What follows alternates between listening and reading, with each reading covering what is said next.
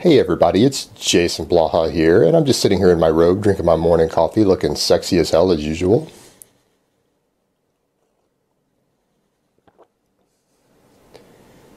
And for those of you who say I don't look sexy as hell when I do these videos in my robe, nobody cares what you think. I didn't ask you shit. Now, a few of you saw a couple days ago that I posted up a status that Bostin Loyd did, who we've discussed a few other times, and I'd actually given Bostin a bit of credit for his honesty. But as of late, Bostin has gone full potato on us between using 13 grams of gear, getting a massive arm infection and claiming it's just a nerve that's swelling up, and he's not going to get medical help, to his latest status update, which I'm going to show for you guys right here.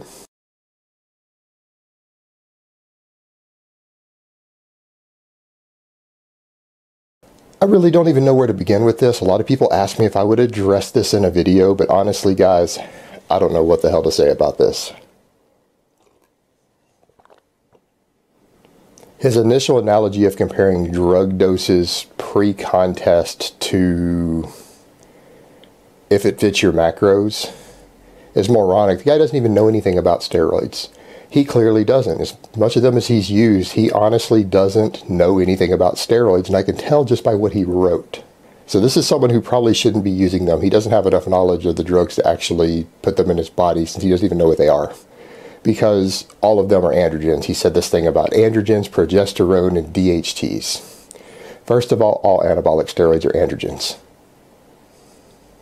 So a guy standing here talking about androgens first, well, I think you meant testosterone and testosterone-based steroids. Then he goes progesterones. Bodybuilders don't use progesterones. Women use progesterone as birth control. Male bodybuilders do not use it. Female bodybuilders would probably cut it out pre-contest. Now, I think you meant 19-nor compounds, because nandrolone can cross-bind at a low rate to progesterone receptors. But that's the only anabolic steroid proven to do it, and it still binds to androgen receptors at a much, much higher affinity, and it is classified as an androgen. And then you mentioned DHT. Well, DHT and all of its derivatives are androgens also. So, Bostin, you need to quit using gear. If that is honestly the way you're classifying gear and you use the words that you use there, you know fuck all about drugs. You have no business using them. That's probably why you fucked your arm up. Then we get to the issue of the blatant racism,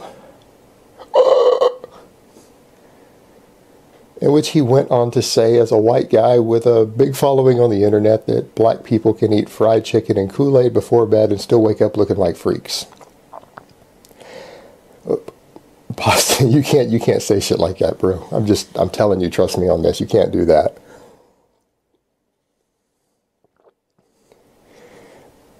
And furthermore, I don't think you have a very diverse group of friends, because honestly, you do realize the majority of black people don't do that, right?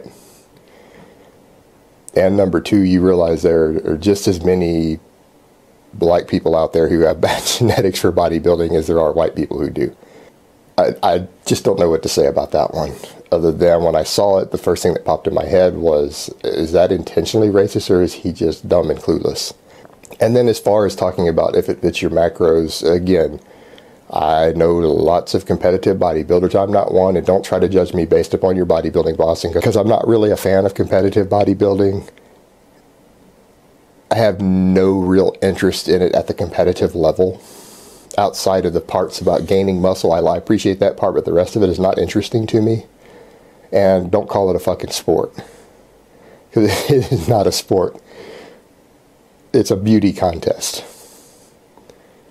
And it's a subjective beauty contest in that. But as far as the guys getting into amazing shape, I know plenty of guys who do if it fits your macros. In fact, go look up Nicola Ella.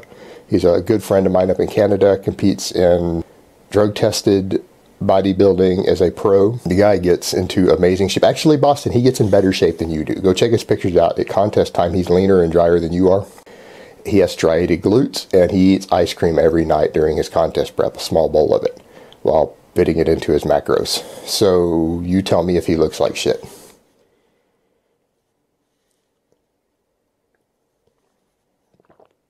Alright guys, so that's really all I have to say on that today. I really don't want to talk about this status anymore. I thought it would just cover it during my morning coffee, so I hope it has been informative, and I will talk to you guys next time.